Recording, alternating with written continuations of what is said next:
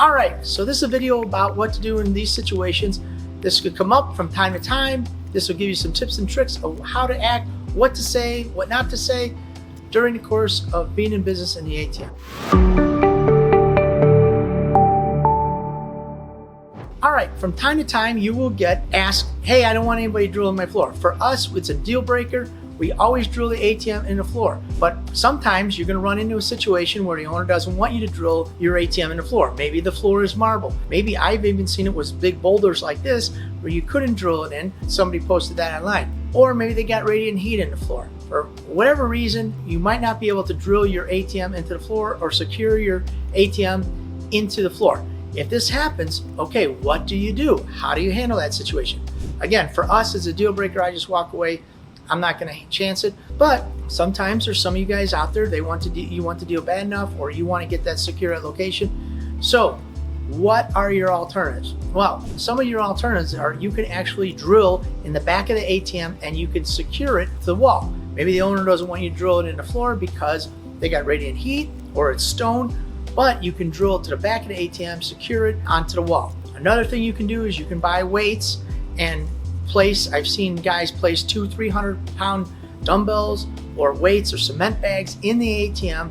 That'll help. It won't stop it from moving, but it will slow it down. And then what they also do is they take Gorilla Tape or some kind of tape, they secure that to the bottom of the ATM along with weights, making it harder to get up and walk away. It's not as good as securing it to the floor with bolts, but it could work if you guys want to experience that. It'll at least secure it somewhat.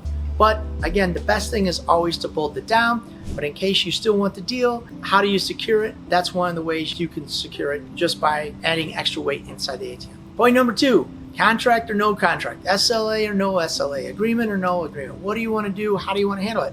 All right, for us, again, it's a deal breaker. We walk away from these deals. I want the ATM bolted to the floor.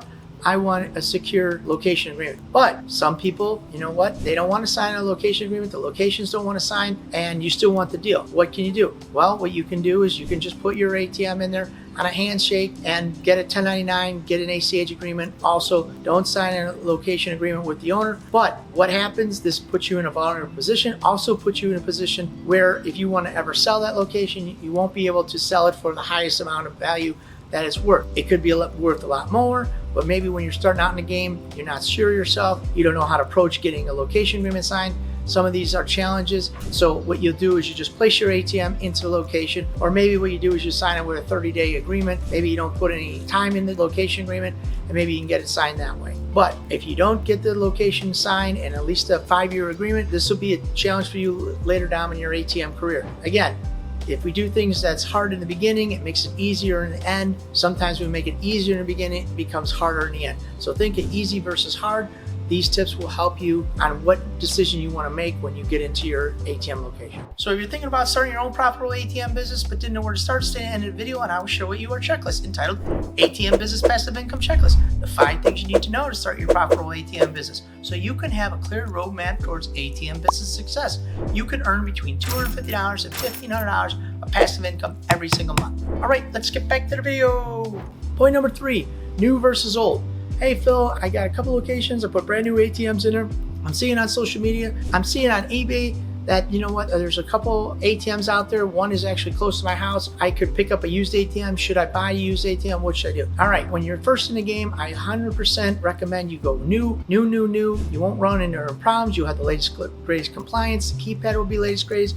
EMV, it will be ready.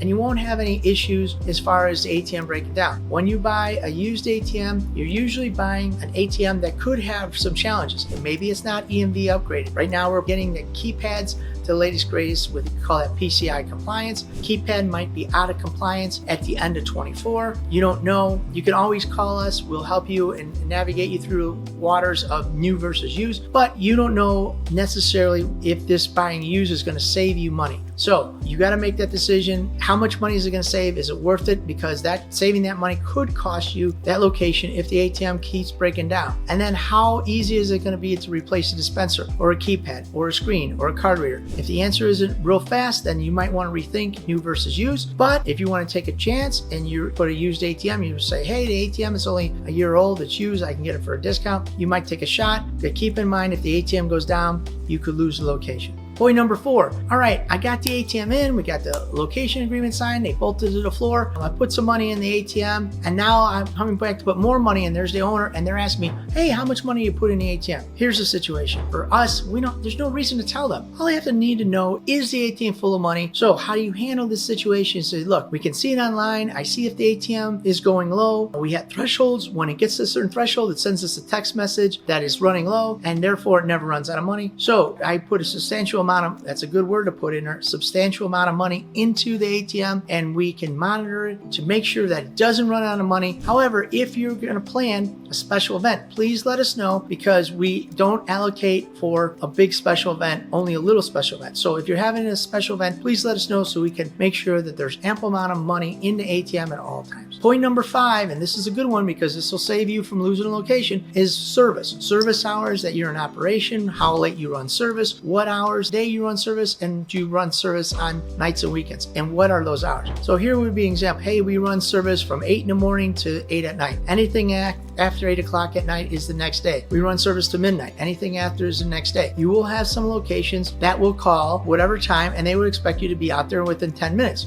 We have locations, they close at 9 o'clock, they call at 8:45. They say, hey, ATM's down.